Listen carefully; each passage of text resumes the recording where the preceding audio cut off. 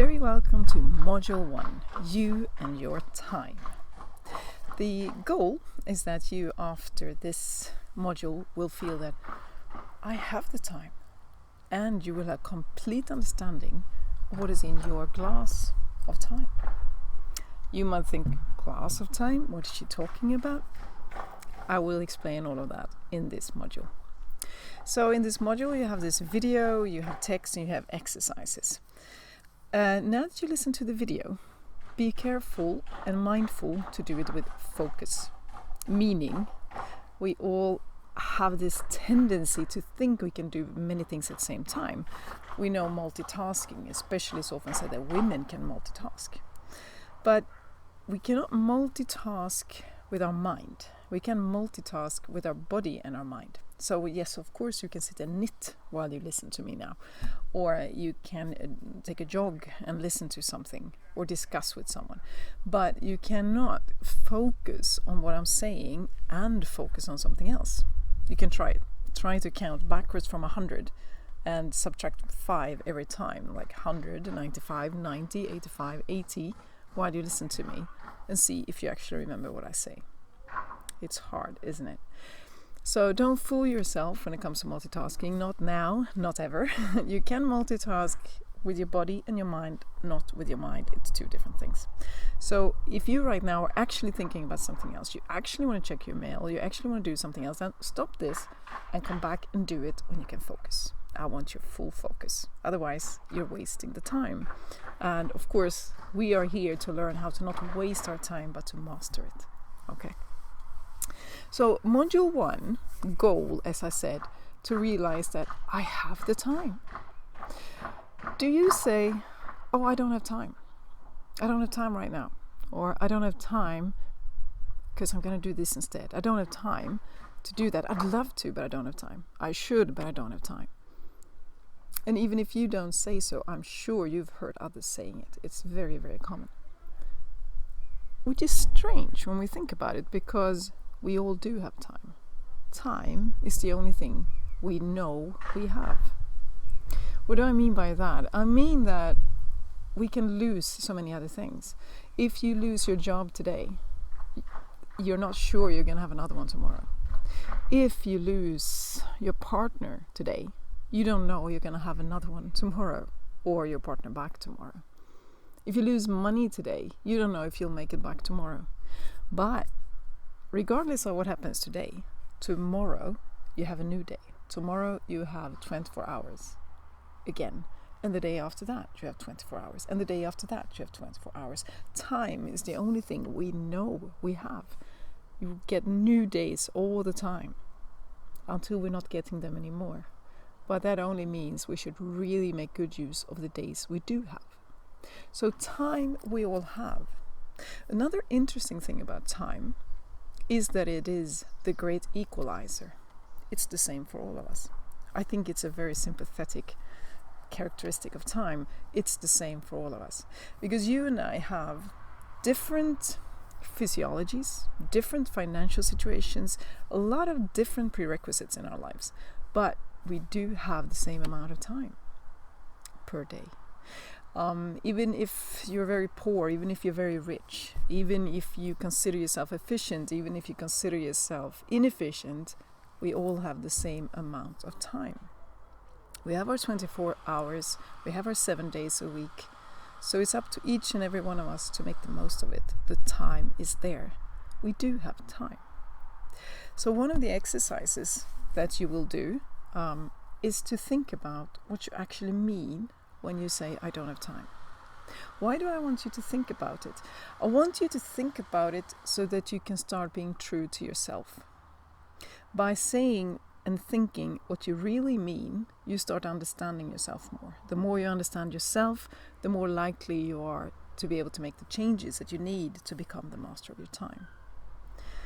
So the first exercise that you can do afterwards, you have another link for that, so don't worry, you don't have to remember this completely right now, is what do I really mean when I say I don't have time?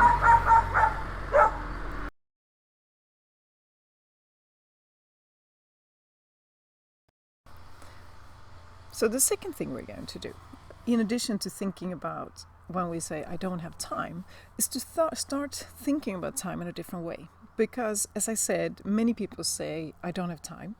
And even if you don't, a lot of people around you are saying it. If I only had more time, I wish I could, I would do this, I would do that.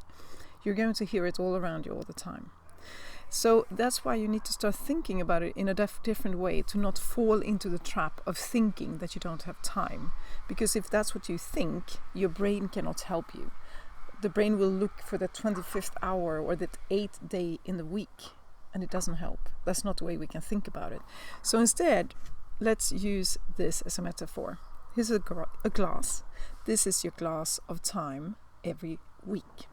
So here you have 24 hours per day, and you have 7 days, 168 hours. That's what you have a regular week, or actually every week, but you have 168 hours to deal with in your glass of time.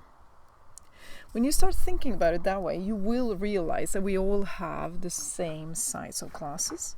Every week is the same, even though the vacation glass feels like it's way bigger than the everyday glass. Even though maybe you think your neighbor has got this big beer glass and you have this teeny weeny little glass because you feel like you get to do a lot less.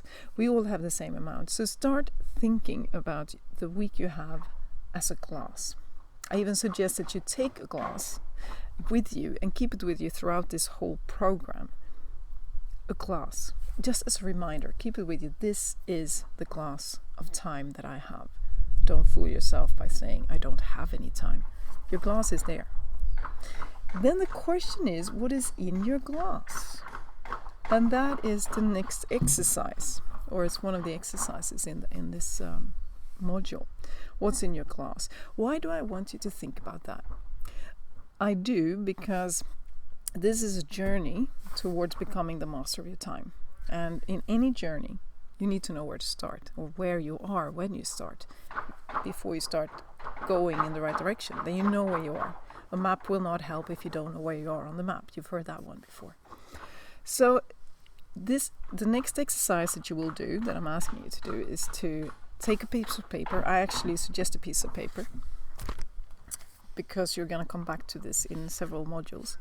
So we take this one, you take your piece of paper, draw yourself a glass, your glass, and write around your glass what you spend time on each week.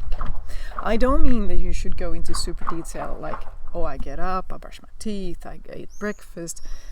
More the bigger picture. If you look back at a full week, what do you spend time on? Typically you sleep, you go to work, you do these things. Whatever it is, anything that takes an hour or more per week, write it down. Again, important to be honest to yourself, to be true to yourself. Remember, there is nothing wrong or right. If you write down that I spend a lot of time on Facebook, or I spend a lot of time just in front of Netflix, no need to be ashamed, and definitely don't lie to yourself by not writing it. If that's what you do, that's what you do, and that's fine. If it gives you energy, if it's what you choose to do. If you do it for other reasons that we will talk about in module 2, then that's something we should change, and that's only good if we figure that out. So be honest to yourself, and when you draw your glass, start writing around it. How do I spend my time today? My 160 hours that I have in my glass, what do I do? What do I fill my glass with? It's a very important exercise. Again, you will have it in the exercise format, but I suggest that you do both.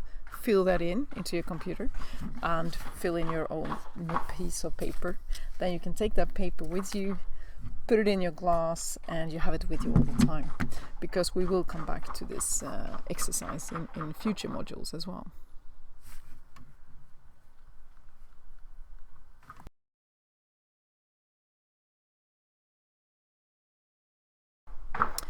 Once you've done the second exercise, the one where you look at what's in your glass, then it's a really interesting question comes up.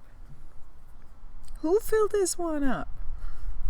Since you're listening to me, since you have said that I am going to become the master of my time, I believe you feel that a lot of the time this glass is just overflowing. that there's a whole picture of thing to fill in here, and it's just not enough. So who's filled this one in? Interesting, isn't it? Who filled that in? I want you to take a look at that. I want you to think about that. Who filled my glass? Society.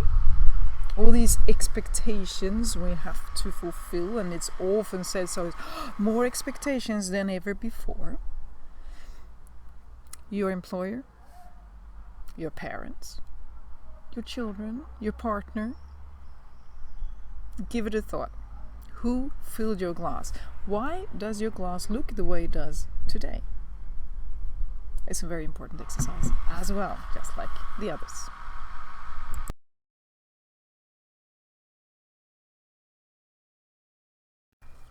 So that was the 3 exercises of Module 1.